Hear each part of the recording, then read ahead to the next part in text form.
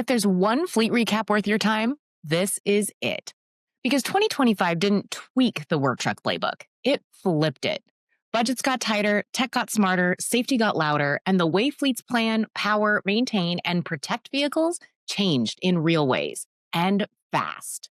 I'm Lauren Fletcher with Work Truck. In this recap, we're connecting the dots on the biggest shifts work truck fleets faced in 2025 and why they matter together, not in silos. If any of this feels familiar, you can go deeper with our full 2025 Work Truck Trend series at worktruckonline.com.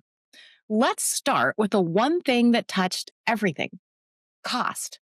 In 2025, costs did not just creep up, they made a big impact everywhere. Vehicle prices, insurance, tariffs, fuel, fraud, downtime, disasters. Fleet leaders could not just say, fuel is up.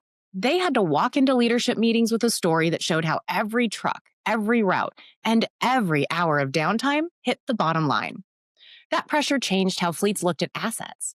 Underused vehicles were no longer a safety blanket, they were a bill. Fleets started holding locations accountable for spare units that just sat. If a truck was not earning, it was redeployed, reassigned, or removed. That mindset is what pushed uptime into the spotlight. Across the board, uptime became the core performance metric. Maintenance stopped being a back shop conversation and turned into a top-line strategy. Fleets leaned into mobile service so trucks could be fixed wherever they worked, instead of losing a half-day driving to a shop and waiting in line. Predictive tools helped them catch issues before they became roadside failures. Parts data and planning started to look more like retail. Instead of guessing, fleets paid attention to what they actually used, how long parts took to arrive, and where shortages would hurt them the most. So you have cost pressure on one side and uptime pressure on the other. The piece that connects them is data. In 2025, data stopped being a dashboard and became the operating system. Connected vehicles and telematics helped fleets move from fix it when it breaks to observe and manage before it fails. Driver behavior data flowed into conversations about fuel, maintenance, and safety.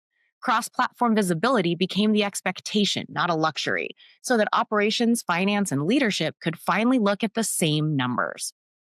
AI and analytics started to settle into more practical roles too. Instead of chasing shiny tools, fleets wanted targeted insights. Why did this vehicle fail early? Which routes are beating up trucks? Which drivers need coaching before something goes wrong? Data became the way fleets made decisions, not just a record of what already happened. That same visibility reshaped safety and risk. Insurance costs were up, fraud got more creative, cyber threats and cargo theft were not just edge cases anymore. Fleets responded by tying safety and security directly to cost control. Camera systems, behavior coaching, and scorecards became standard tools. AI helped flag risky patterns and fraud signals in real time instead of 3 months later on a report. New security tech made it possible to immobilize a truck when something looked off, and smarter controls helped keep fuel cards, identities, and credentials out of the wrong hands.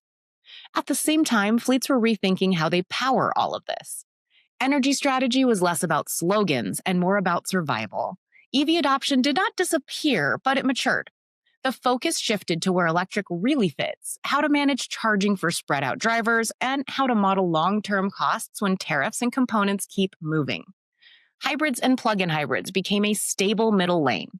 Propane autogas gained attention for predictable pricing and lower operating costs.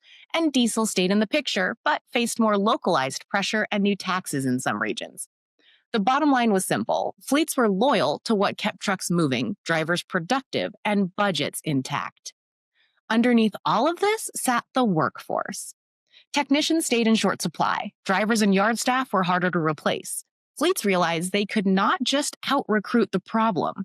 They had to rethink coaching, culture, processes, and tools.